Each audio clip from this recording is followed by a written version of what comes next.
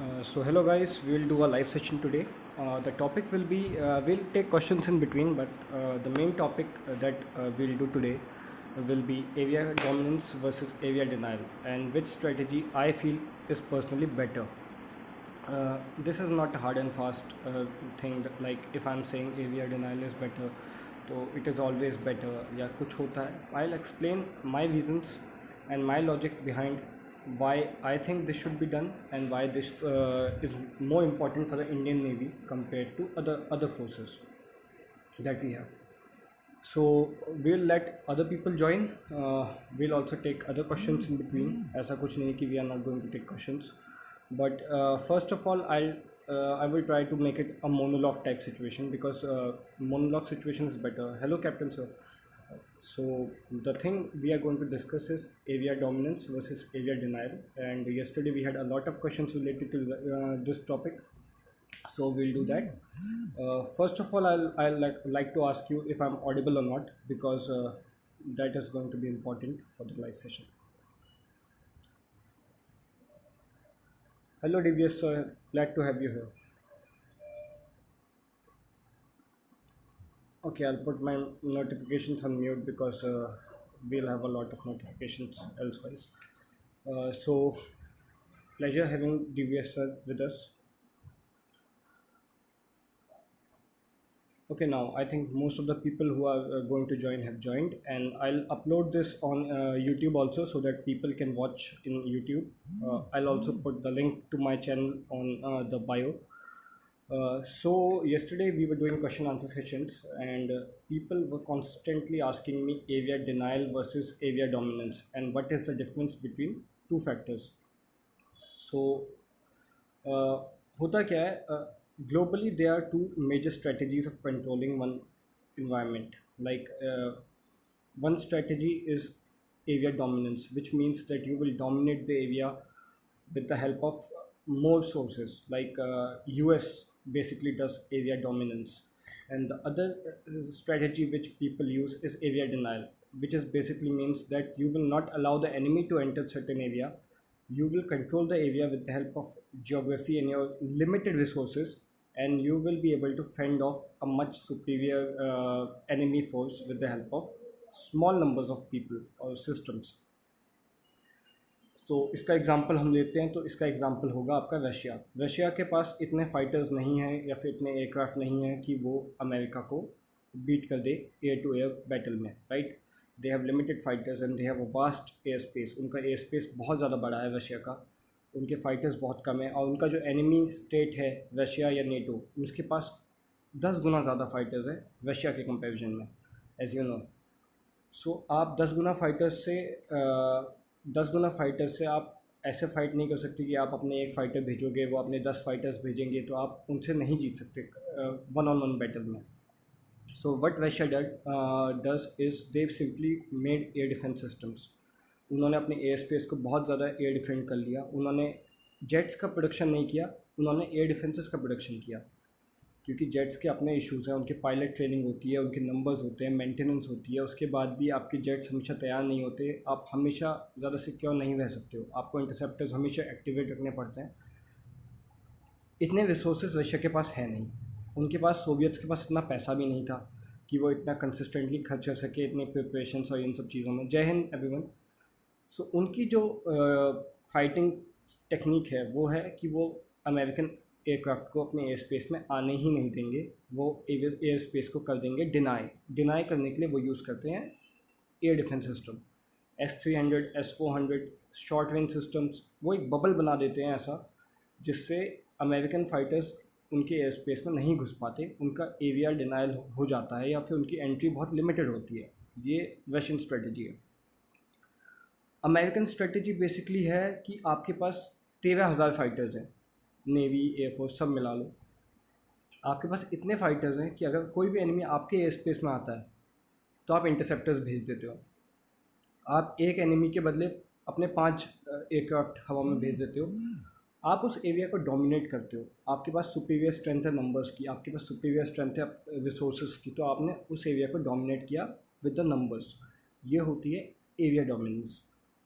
अब लोग कहते हैं कि आई ऑलवेज से कि नेवी के लिए it is not suitable to go for area dominance strategy Indian ocean में, बिकॉज हमारे जो एनिमीज़ हैं पाकिस्तान है, near peer adversary Indian ocean region में। पाकिस्तान को हम डोमिनेट कर सकते हैं बिकॉज वी हैव ज़्यादा शिप्स हैं हमारे पास, ज़्यादा अच्छी शिप्स हैं हमारे पास, और ज़्यादा वेपन्स है, ज़्यादा नंबर्स है, सब कुछ है। तो हम पाकिस्तान के अगेंस्ट पे एरिया डोमिनेशन कर सकते हैं, दैट इज़ पॉसिबल।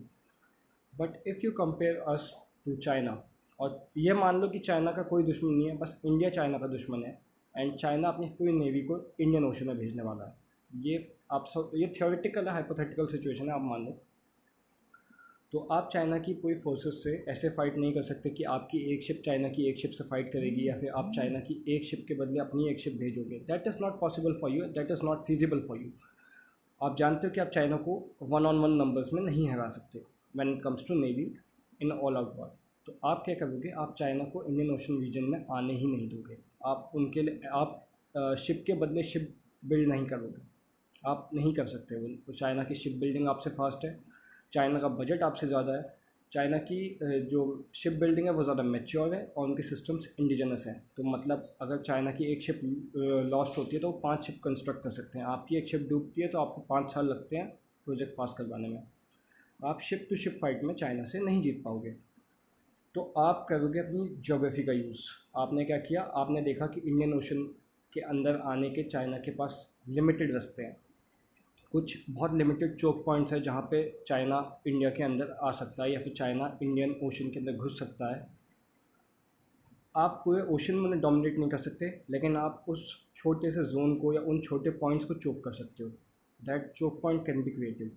तो चाइना की जो भी शिप आएगी, या वो स्ट्रेट ऑफ मलाका से आएगी, या फिर जो और भी स्टेट्स हैं, मैं उनके सबके नाम नहीं लूँगा, सबके नाम लूँगा तो it will be a geographical lesson.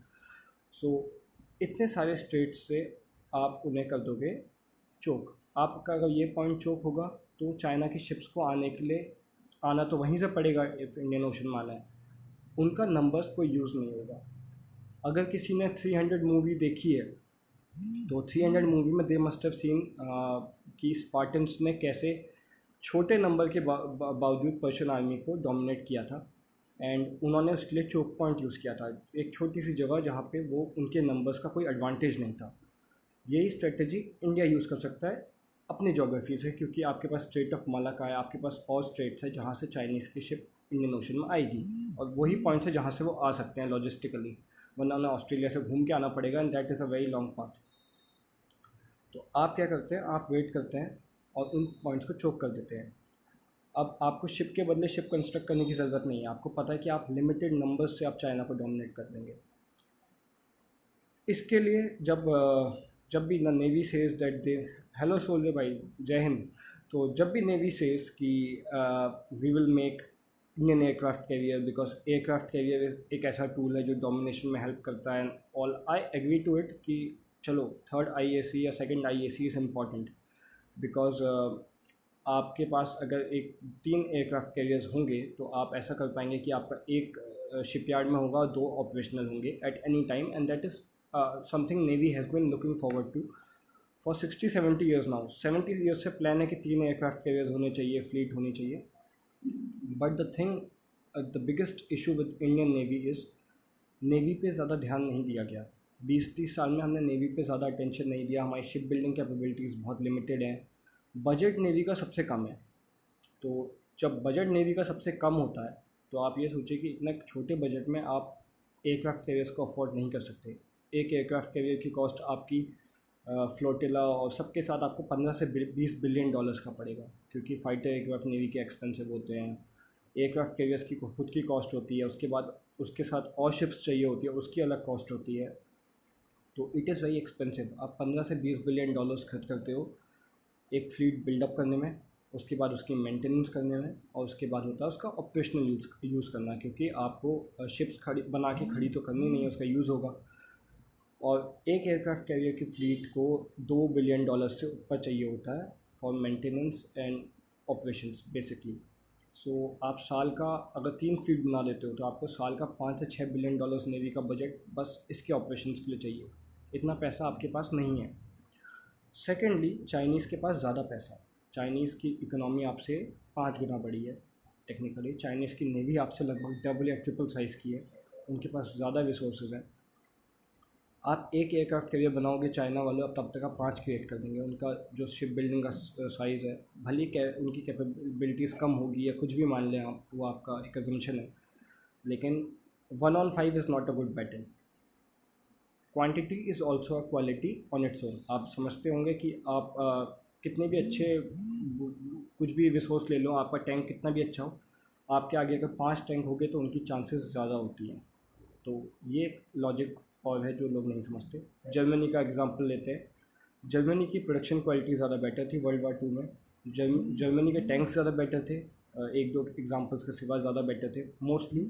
और उसके बाद भी रशियंस ने उन्हें डोमिनेट किया because they were producing 10 times tanks that Germany was producing. So ये भी एक तरीका होता है। आपको हमेशा क्वालिटी उतना एडवांटेज नहीं देती है, आपकी क्वांटिटी भी एक मैटर करती है। सो that is also one thing that people forget.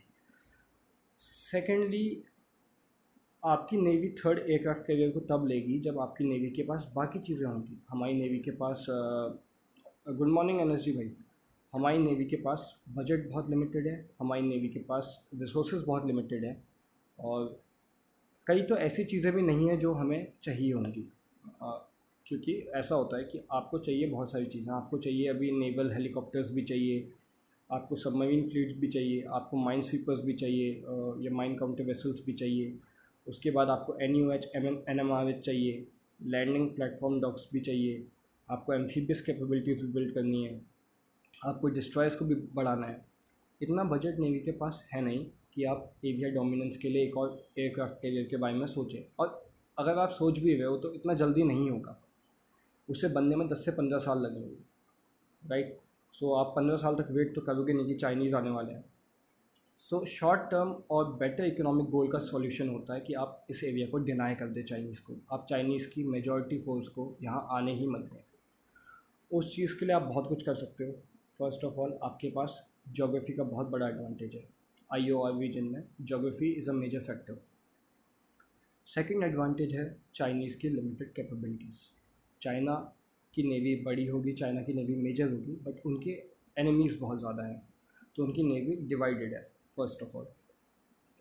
Secondly, even if they have a combined navy, क्या वो लॉजिस्टिक्स एंड ऑपरेशंस को सपोर्ट कर सकते हैं?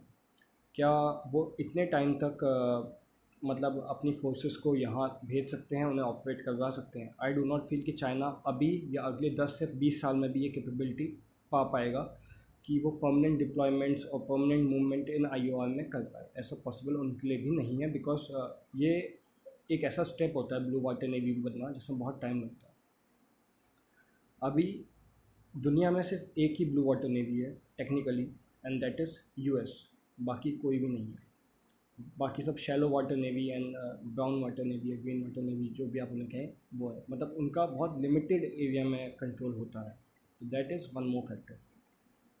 यस, उतना सस्टेन नहीं कर पाएगा चाइना, लेकिन इसका मतलब ये नहीं कि आप टाइम वेस्ट करें। चाइना की स्ट्रिंग ऑफ पर्ल्स की जो आप देखते हैं कि श्रीलंका में उन्होंने पोर्ट बना दिया है, ग्वादर में वो मिलिट्री डेवलपमेंट भी करने वाले हैं, और बाकी जगह भी they are making ports and all. So हल्के हल्के they are building that capability, and उनके डिप्लॉयमेंट्स IOR में इंक्रीज़ हुए हैं। So this should be alarming, because हम भी अपनी कैपेबिलिटी एक दिन में नहीं बना पाएंगे। आपकी कैपेबिलिटी बनने में लगेगा साल। तो आपको अभी से वर्क करना पड़ेगा ताकि फ्यूचर में आप उन्हें डोमिनेट कर पाएँ। इसके बहुत मेथड्स हैं। Biggest advantage we have as India is our geography. हम एक एयरक्राफ्ट कैरियर बनाने की बात करते हैं, और sea, aircraft carriers over the time have become vulnerable assets. पहले जैसा नहीं है कि एक एयरक्राफ्ट कैरियर बहुत ज़्यादा सेफ़ है या बहुत ज़्यादा सिक्योर्ड है। आज भी उतना खतरा नहीं होता है एयरक्राफ्ट कैरियर्स को, बट सबमरीन टेक्नोलॉजी बहुत आगे जा चुकी है। कई और टेक्नोलॉजीज़ बन रही है जो शायद एयरक्राफ्ट कैरियर्स का एंड ले आए, अभी नहीं तो 40-50 साल में सही। सो अब एयरक्राफ्ट कैरियर्स उतने सेफ़ नहीं है जितना एक टाइम में हुआ करते थे, फर्स्ट ऑफ ऑल।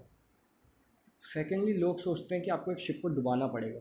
आपको शिप को डुबाने की ज़रूरत नहीं होती है। आपने अगर पढ़ा है नेवल वॉरफेयर सिस्टम, सो आपको शिप को डुबाने से कुछ नहीं होता है। कोई एयरक्राफ्ट कैरियर दिनों तक नहीं डूबता है, बट अगर आप उसे डैमेज कर दें, आप उसका प्रोपल्शन डैमेज कर दें, आप उसके स्टीयरिंग को डैमेज कर दें, आप उसके रडार्स को डैमेज कर दें, या फिर आप उसका कोई भी क्रिटिकल पॉइंट डैमेज कर दें, तो उससे क्या होगा कि वो बहुत दिन तक उसका ऑपरेशन नहीं हो पाएगा, या वो ऑपरेट नहीं कर पाएगा, या उसकी सेफ्टी नहीं होगी।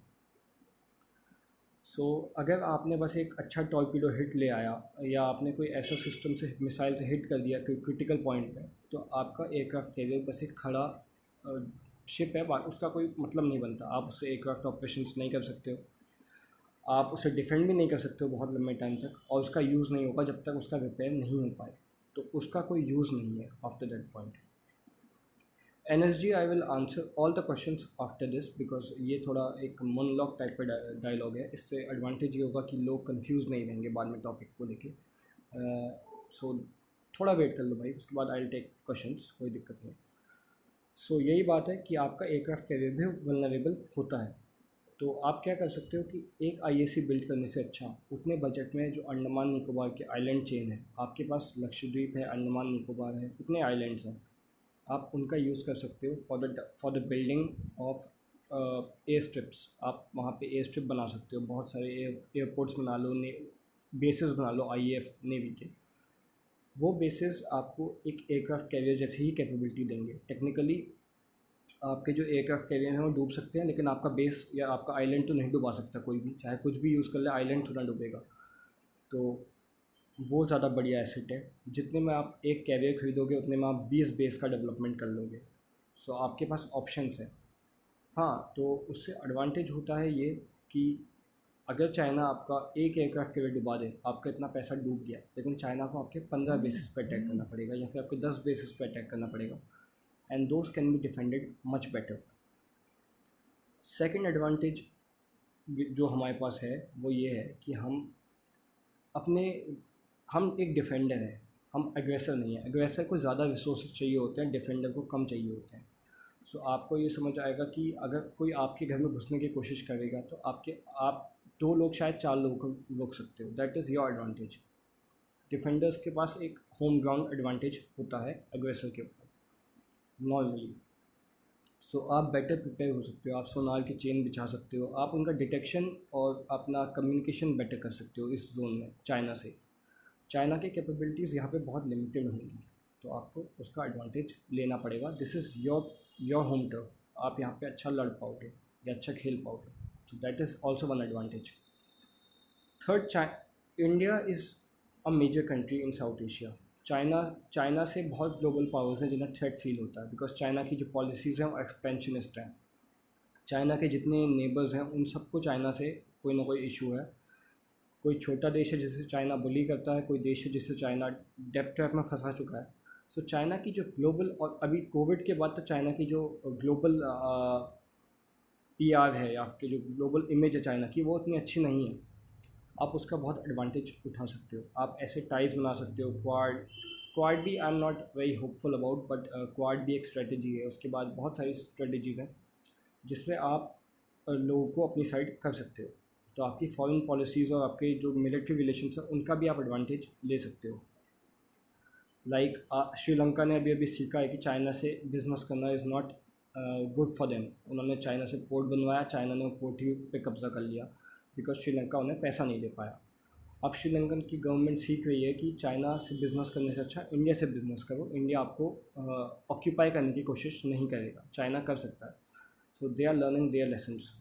हमें ये लेसन को उनकी पब्लिक तक पहुंचाना है, उनकी पब्लिक से ऐसे रिलेशंस बनाने की पब्लिक समझ सके कि उनकी गवर्नमेंट का यूज़ होता है। जैसे नेपाल में आप देख सकते हो अभी सिचुएशन क्या है, तो वही सिचुएशन उनकी पब्लिक समझे कि नेपाल की लैंड पे चाइना कब्ज़ा कर रहा है, एंड नेपाल की गवर्नमेंट उनका सपोर्ट कर रही है। तो that is one more thing that we have to take care of.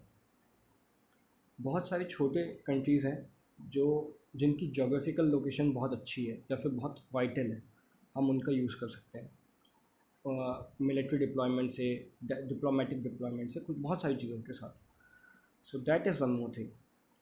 इसीलिए जब भी I discuss Indian Navy, I always say area denial is better than area dominance, because first हमारे बजट कम है, सेकंड हमारे रिसोर्सेज लिमिटेड है, third हमारे पास time नहीं है। आपके पास टाइम हो 50 साल का तो आप एवियर डोमिनेंस कैपेबिलिटी भी बिल्ड कर लोगे, सब कुछ हो सकता है, दैट इज़ पॉसिबल। लेकिन शॉर्ट टर्म में आप इतने जल्दी चीज़ें नहीं बना सकते, तो आपको एवियर डिनाइल ज़्यादा बेटर स्ट्रेटजी होता है. That is one more factor that you have to take into account. So whenever people say about getting aircraft carrier fleet, I personally find it better to have a submarine fleet, because submarine एक ऐसा चीज़ है ना जो constantly evolve हुआ है.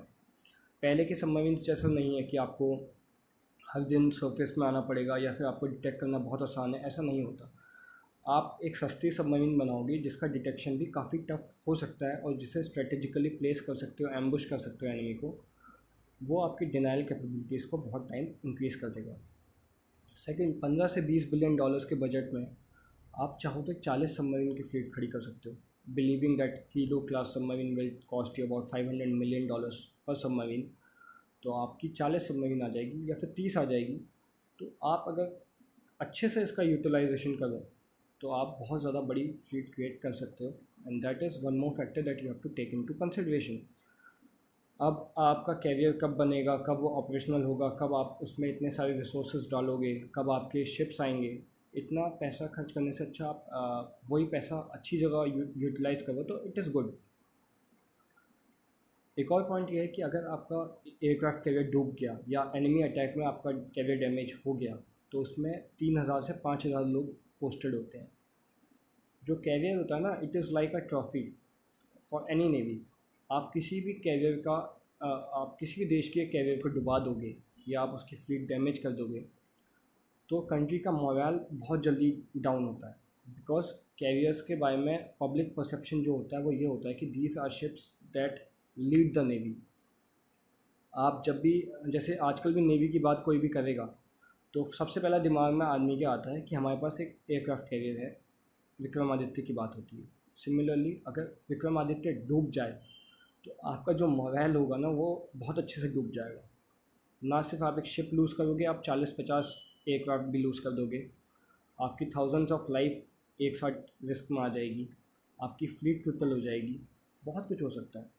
एक submarine डूबती है एक्सीडेंट में, अटैक में, तो यू लूज़ मोरल. मैं ये नहीं कहूँगा कि लाइफ का लॉस नहीं होता है या फिर लाइफ का लॉस नहीं होगा, बट मैं ये भी कहूँगा कि 300 लोग, 400 लोग और एक सबमरीन जिसके साथ आपके पास 39 या 20 और अलग सबमरीन्स पड़ी हैं, तो that is also one thing. Secondly, आप सबमरीन का लॉस छुपा सकते हो, बिकॉज आपकी अगर सबमरीन डूबती है तो that is one thing that you can hide. And people have done that in history. आपने जर्मन्स की सबमरीन के लॉसेस छुपाए हैं. बहुत चीज़ें होती हैं जो छुपाई जा सकती हैं और ये शॉर्ट टर्म में वार में आपकी हेल्प करता है. पाकिस्तानी इसका प्रोपेगेंडा ज़्यादा बेटर है, वो अपने फाइटर जेट क्रैशेस को छुपा देते हैं. चाइना अपने फाइटर जेट क्रैशेस को छुपाता है, चाइना अपने शिप एक्सीडेंट्स को छुपाता है. इसका एडवांटेज ये होता है कि आपकी जो पब्लिक होती है दे ऑलवेज थिंक बेटर कि हम सब कंट्रोल में हैं, पैनिक नहीं होता है.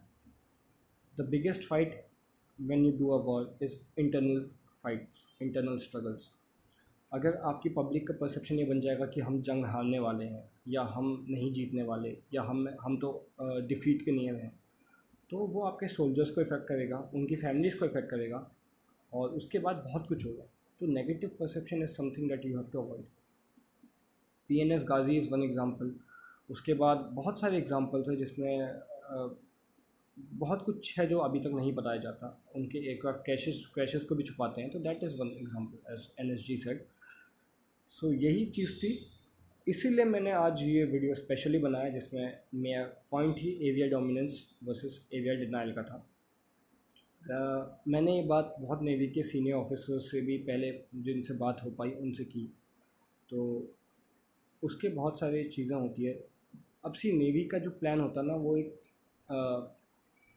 लॉन्ग टर्म प्लानिंग में आता है, लेकिन लॉन्ग टर्म प्लानिंग को मैं ज़्यादा सपोर्ट नहीं करता. मैं ये नहीं मानता कि आप 40 साल की प्लानिंग करो और 40 साल बाद तक उसे फॉलो करो, क्योंकि आपने 1990s में एक प्लान बनाया कि हमारी सबमरीन फ्लीट 30 सबमरीन्स की होगी या 20 सबमरीन्स की होगी या जो भी है.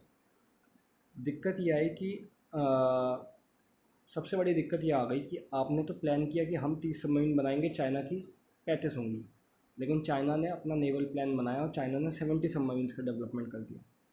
तो क्या आपकी 30 सबमरीन सब कैपेबल हैं उस सिचुएशन के लिए? नहीं, बिकॉज आपने जो एस्टिमेट लिया था वो 1990s का था. जो एस्टिमेट आज है वो 70 सबमरीन के हिसाब से होगा, यानी आपकी कैपेबिलिटीज़ इम्प्रूव हुई हैं।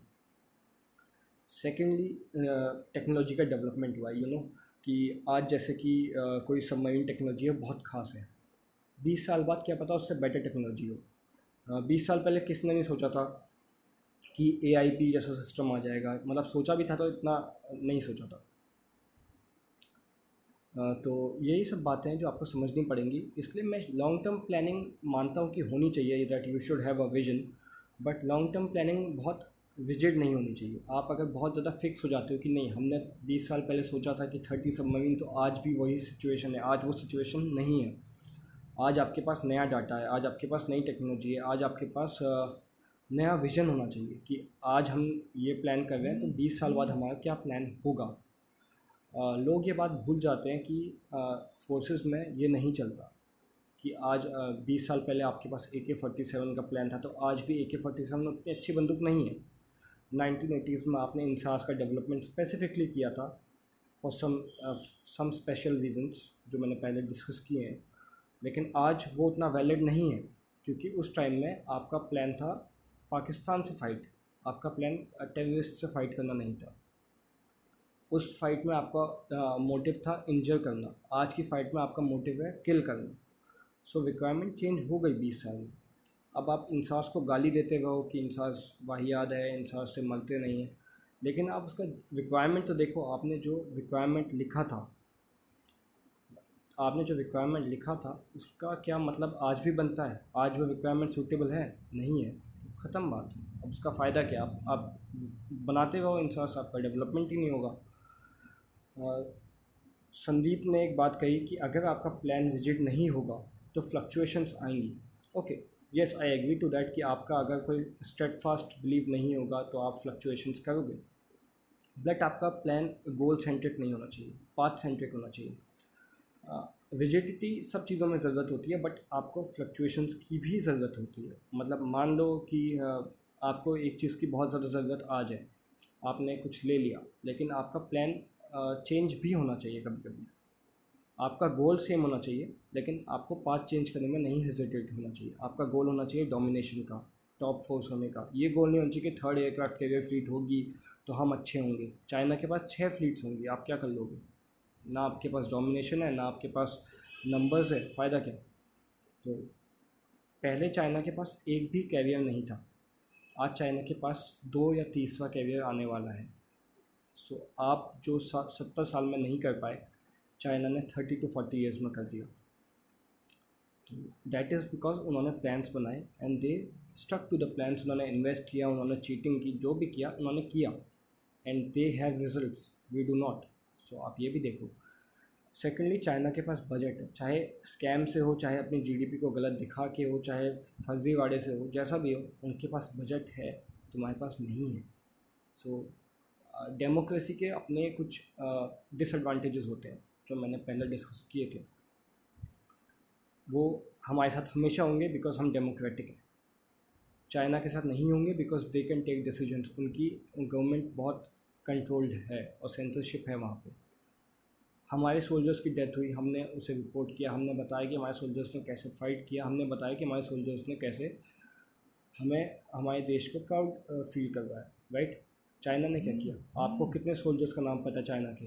फ़ोटोज़ आती रहती हैं, उन्हें मत देखो कि एक की फ़ोटो आई है या फिर एक मेमोरियल की फ़ोटो है, वो मत देखो। वो सब लीक्स होते हैं, आधी चीज़ें असली होती हैं, आधी चीज़ें नकली होती हैं, वो सब बेकार है।